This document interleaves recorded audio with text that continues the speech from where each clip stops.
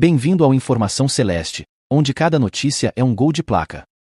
Antes aí de começar aquela análise que a gente faz, que tem uma conversa em andamento para trazer esse jogo de volta. E se quis trazer o do Fortaleza, levar, né, para BH, esse do São Paulo aí não tem nem que cogitar. E outra, né, isso aí é para, com todo respeito aos torcedores que moram nessas cidades. Mas a casa do Cruzeiro é Belo Horizonte, é o Mineirão, e para sair para uma circunstância dessa aí, é claro que muita gente vai falar que é desculpa, né, mas o Marlon tá dizendo aqui, parece jogando rugby. Eu vou até, Valor, eu vou passar lá nesse gramado lá, porque lá de cima a gente ficou com a impressão, né? Ah, mas aí se tiver um gramado fofo e tal, não é a mesma coisa, né? E quando você tem que propor, uma coisa é você ficar defendendo lá, né? E o time que tem que propor, com toques rápidos, facilita muito, o jogo fica mais lento, você não tem a confiança no passe. Então, foi pra completar a noite trágica essa história aí de mando de campo, né? E repito, se cogitou voltar contra o Fortaleza, esse do São Paulo aí já tem que ter entrado em contato. E a empresa aí, todo contrato tem multa, né? A não ser que, além de vender, aí tenha colocado uma multa que é impagável, né? Aí só falta isso para completar o festival de lambança, né? Nessa história de vender mando de campo. Então, mas isso aí não vai acontecer mais também, porque agora é o Pedro Lourenço dono, não vai precisar o Pedro fazer fluxo de caixa com 1 milhão para cá, outro para lá. Então isso aí a gente tá vivendo os últimos momentos dessa história de mando de campo. Se você vende e tem uma condição legal, aí até dava para aceitar, né?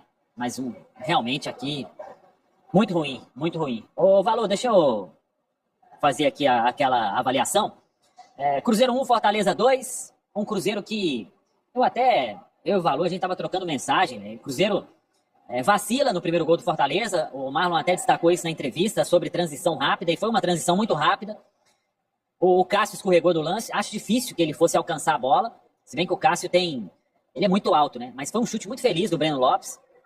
E quando o cara acerta um chute daquele com a perna esquerda, ela bate na trave e entra, você já começa a pensar que a noite vai ser difícil. Mas o Cruzeiro respondeu rapidamente. Antes desse gol aí, o Fortaleza não tinha feito nada. O Cruzeiro responde, faz um bonito gol com o Matheus Henrique, pressiona, batalha. Tem uma série lá de bombardeio para cima do gol do João Ricardo, que fez boas defesas.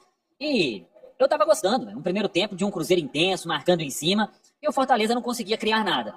Até o momento em que vem uma alteração do Vojvoda, ele tira um jogador de meio campo, coloca mais um atacante, e numa desatenção da defesa do Cruzeiro, a defesa hoje não funcionou legal, viu?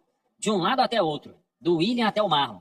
A dupla de zaga, a defesa não tava segura, não transmitiu segurança nas vezes em que o Fortaleza chegou, e nessas duas vezes no primeiro tempo, os 2 gols marcados, uma triangulação ali, com uma bobeada do William com o Matheus Henrique, talvez mais o Matheus Henrique, que fez outro bom jogo com a camisa do Cruzeiro, fez um golaço, mas foi uma bobeada, a zaga não conseguiu cortar e ela sobrou pro Renato Kais. A partir desse momento o jogo acabou, né? O segundo tempo o Cruzeiro volta e aquilo que tinha feito de bom no primeiro tempo, de ficar em cima, de marcar, de criar chances, no segundo tempo não aconteceu absolutamente nada.